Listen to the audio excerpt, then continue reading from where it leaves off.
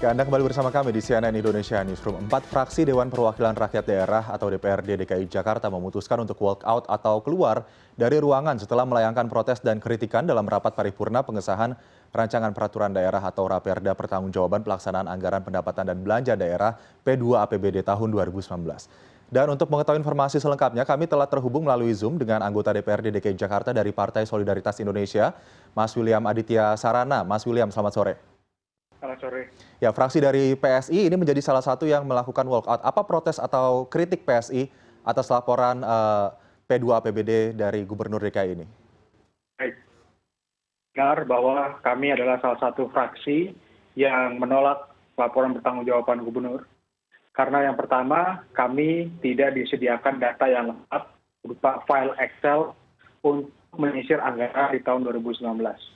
Sehingga kami mempertanyakan bagaimana kami menyisir anggaran, mengevaluasi penggunaan anggaran 2019 kalau kami tidak diperlengkapi dengan data yang cukup.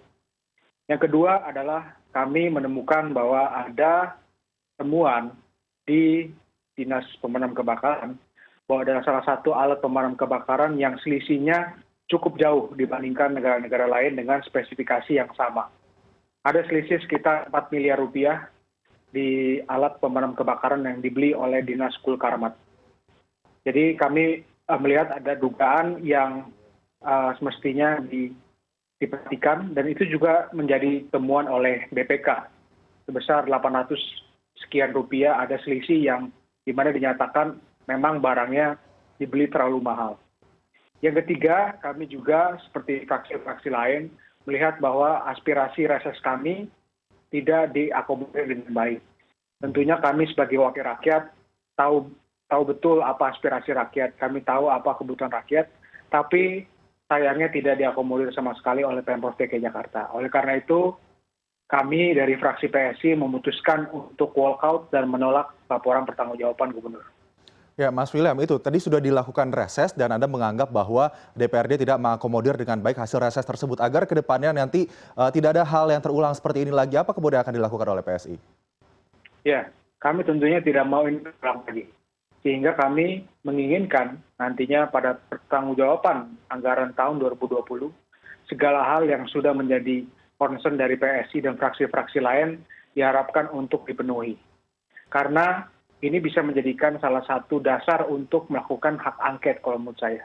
Walaupun konsekuensi dari pertanggungjawaban yang ditolak tidak langsung berujung pada impeachment, tapi ini bisa menjadi salah satu dasar.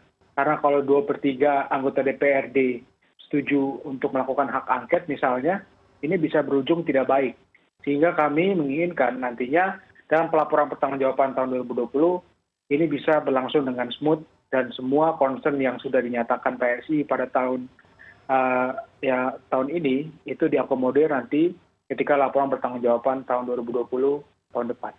Mas William, temuan-temuan yang tadi Anda katakan terkait juga dengan temuan BPK begitu yang kemudian tidak diakomodir pula dalam laporan P2 APBD ini, apa kemudian yang akan dilakukan oleh PSI dan juga fraksi-fraksi yang menolak lainnya agar kemudian ini bisa ditemukan bahwa ada miss yang tadi Anda temukan?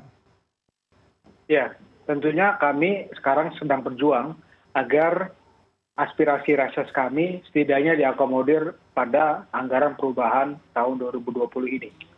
Juga diakomodir nanti tahun 2021. Kami melihat bahwa tidak ada itikat yang baik dari Pemprov DKI Jakarta dalam mengakomodir hasil reses. Mengapa? Karena hasil reses kami sangat sedikit yang diakomodir dalam dokumen RKPD untuk tahun anggaran 2021. Juga kami tidak dilibatkan secara serius oleh Pemprov DKI Jakarta dalam menyusun anggaran untuk tahun depan. Sehingga kami hanya menerima barang yang sudah jadi. Kami tidak mau ini terjadi. Kami sebagai wakil rakyat, kami sebagai mitra dari Pemprov DKI Jakarta, tentunya ingin dilibatkan dalam proses penganggaran. Untuk sekali lagi memastikan bahwa aspirasi rakyat masuk ke dalam anggaran kita. Ya, jangan sampai anggaran itu dibuang sia-sia. Poin-poin hasil reses tadi yang akan menjadi pertimbangan dalam penyusunan APBD 2021 yang tidak diakomodir tadi yang Anda katakan, poin apa saja yang kemudian hilang dalam Raperda tersebut? Ya, jadi memang banyak hal yang menurut saya tidak masuk yang akhirnya menjadi dasar kami menolak laporan pertanggungjawaban dari Gubernur DKI Jakarta. Jadi pertama memang kami melihat bahwa hasil aspirasi reses kami tidak sama sekali dimasukkan. Yang kedua kami nyatakan bahwa ada dugaan markup di Dinas Gulkarmat.